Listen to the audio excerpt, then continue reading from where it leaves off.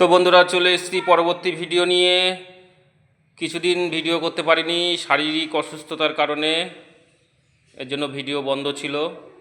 তো এখন মোটামুটি শরীরটা ফিট আছে, তো আবার চালু করে দিয়েছি। তো দেখো তোমাদের দিদিভাই আজকে কি কি রান্না করেছে। প্রথমেই ভাত দিয়ে দিয়েছে, সাদা ভাত। আর এটা কি করেছো? এটা চিংড়ি মাছ দিয়ে গাটি কচু ঝোল। এটা চিংড়ি মাছ দিয়ে গাটি কচু দিয়ে ঝোল। ভালো ভালো জিনিস। এটা হলো লাল শাক ভাজা। এটা হলো লাল শাক।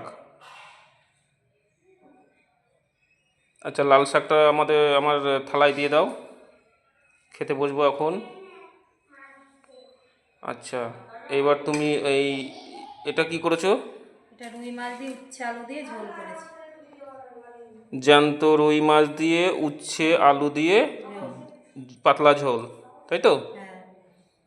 তো এই মাছটা তুমি বাটিতে দিয়ে দাও।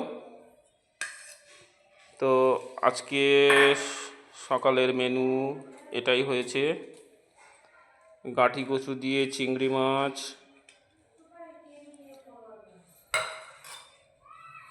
লাল শাক, আর মাছের জ্যান্ত রুই মাছ দিয়ে পাতলা ঝোল উচ্ছে দিয়ে। গরমের মধ্যে এটাই সবথেকে ভালো খাবার, এর উপরে খাবার হয় না। মশলাপাতি বেশি খেলে সমস্যা হয়। ঠিক আছে ঠিক আছে, আবার পরে লাগলে নেওয়া যাবে। আচ্ছা, গাঁটি কচুটা একটু হাতা দিয়ে তুলে দেখাও দর্শক বন্ধুদের। চিংড়ি মাছ দিয়ে করেছো? চিংড়ি মাছ দিয়ে করেছে। আচ্ছা ঠিক আছে ঠিক আছে, এটা পরে খাচ্ছি। তো এই হলো আজকে সকালের মেনু। তো খেতে বসবো, আবার ডিউটি আছে, ডিউটিতে যাব। তো এই হলো তোমাদের দিদিভাই। ঠিক আছে, ওকে।